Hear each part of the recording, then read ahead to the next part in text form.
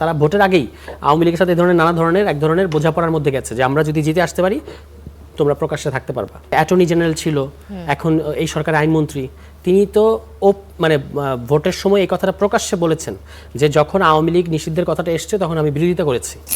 আমার বাংলাদেশ পার্টির AB party chairman Mujibur Rahman Manju তিনি বলেছেন যে জুলাই আন্দোলনে শেখ হাসিনা সরাসরি নির্দেশ দিয়ে ছাত্র জনতার উপর আক্রমণ করিয়েছে, যার তথ্য প্রমাণ সবার কাছে আছে। একটি নিষিদ্ধ সংগঠন হিসেবে আওয়ামী লীগ কিভাবে বিভিন্ন এলাকায় কার্যালয় খোলার সাহস পায়? ফ্যাসিবাদের হাতে সবচেয়ে নির্যাতিত হওয়া সত্ত্বেও যদি বর্তমান সরকার বিচার ছাড়া তাদের পুনর্বাসনের চেষ্টা করে তবে ইতিহাস তাদের ক্ষমা করবে না। আওয়ামী লীগের কার্যক্রম নিষিদ্ধ, তারা বিভিন্ন জায়গায় আমরা দেখছি যে বন্ধ কার্যালয় খুলছে, যেহেতু অনেকদিন ধরে বন্ধ ছিল। তারা এই সাহস কোথা থেকে পেয়েছে বলে আপনি মনে করেন এবং এ ব্যাপারে কি মন্তব্য করবেন? আজকে যদি স্বরাষ্ট্রমন্ত্রী পাশাপাশি এই বিষয়ে আলোকপাত করতেন, অ্যাড্রেস করতেন যে যারা নিষিদ্ধ ঘোষিত সংগঠন, যাদের সাংগঠনিক কার্যক্রম নিষেধ করা হয়েছে, তারা যদি কোথাও কি বলে প্রকাশ্য তৎপরতা চালানোর চেষ্টা করা হয় আমরা অ্যাকশন নেব। এবং তারা যদি এই যে অফিস খুলছে, এটা কিন্তু মানে এই 12 তারিখের পর 13 তারিখ থেকে ঘটনাটা ঘটছে এবং 13 তারিখ থেকে ঘটছে, আজকে 2-3 দিন পার হয়ে গেছে। সরকার কিন্তু এই ব্যাপারে শিথিলতা দেখাচ্ছে, ফলে জনমনের প্রশ্ন এবং বিভিন্ন জায়গায় আপনি যে অ্যাটর্নি জেনারেল ছিল, এখন এই সরকারের আইনমন্ত্রী, তিনি তো মানে ভোটের সময় এই কথাটা প্রকাশ্যে বলেছেন যে যখন আওয়ামী লীগ নিষিদ্ধের কথাটা এসছে তখন আমি বিরোধিতা করেছি। অ্যাটর্নি জেনারেল, উনি কিন্তু রাষ্ট্রের তখন প্রধান আইন কর্মকর্তা ছিলেন, সেই অবস্থায় তিনি এই কথাটা বলেছেন।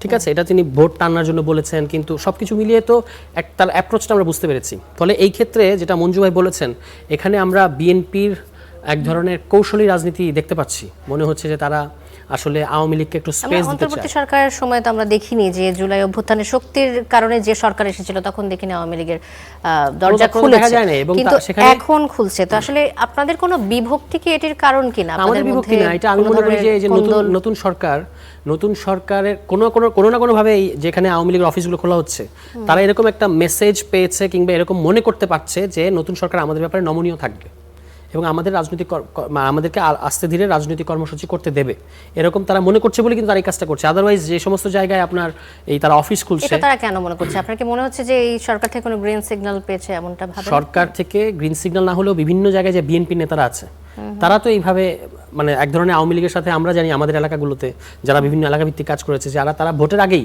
আওয়ামী লীগের সাথে নানা ধরনের এক ধরনের বোঝাপড়ার মধ্যে গেছে যে আমরা যদি জিতে আসতে পারি তোমরা প্রকাশ্যে থাকতে পারবা এবং তোমরা আবারও তোমাদের রাজনৈতিক কর্মসূচি করতে পারবা। এটারই ফিডব্যাক কিনা বা পে ব্যাক কিনা সেটা সময় বলে দেবে। কিন্তু এটা যেটা মঞ্জু ভাই বলেছেন যে যদি রাজনৈতিক কারণে কিংবা এখন যে বিরোধী দলগুলো আছে তাদেরকে চাপে রাখার জন্য, কোণঠাসা করার জন্য আওয়ামী লীগকে স্পেস দেওয়ার চেষ্টা বিএনপি সরকার করে, তাহলে কিন্তু বিএনপি সরকার এক ধরনের, আমি বলবো যে গণঅভ্যুত্থানের সাথে এটা সঙ্গতিপূর্ণ আচরণ হবে না।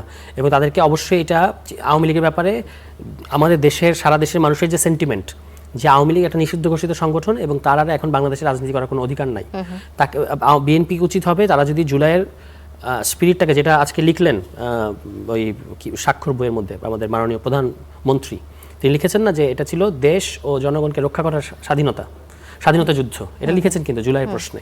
তো সেইটা আমরা কাজে কিন্তু দেখতে চাইবো, যারা বাংলাদেশে এরকম রক্তপাত ঘটিয়েছে, এত মানুষকে শহীদ করেছে এবং সেটা নিয়ে তাদের মধ্যে ন্যূনতম রিমোর্স নাই, এবং যারা এখনও যাদেরকে নিয়ে বিচার হচ্ছে, মানে দল হিসেবে তাদের বিচারের দাবি বাংলাদেশের মধ্যে আছে, তাদেরকে আপনি স্পেস করে দিলে এবং বা তারা যদি এখন বিভিন্ন ধরনের তৎপরতা বাড়াতে চায়, নিজেদেরকে প্রকাশ্যে আনতে চায়, আপনি নীরব থাকেন, তখন কিন্তু আপনার দিকেও মানে দোষারোপের অঙ্গুলিটা আসবে। ফলে এই ব্যাপারে আমরা দেখবো যে সরকার কিভাবে ব্যাপারটাকে ডিল করে। ধন্যবাদ আপনাকে। আসবো আপনার কাছে।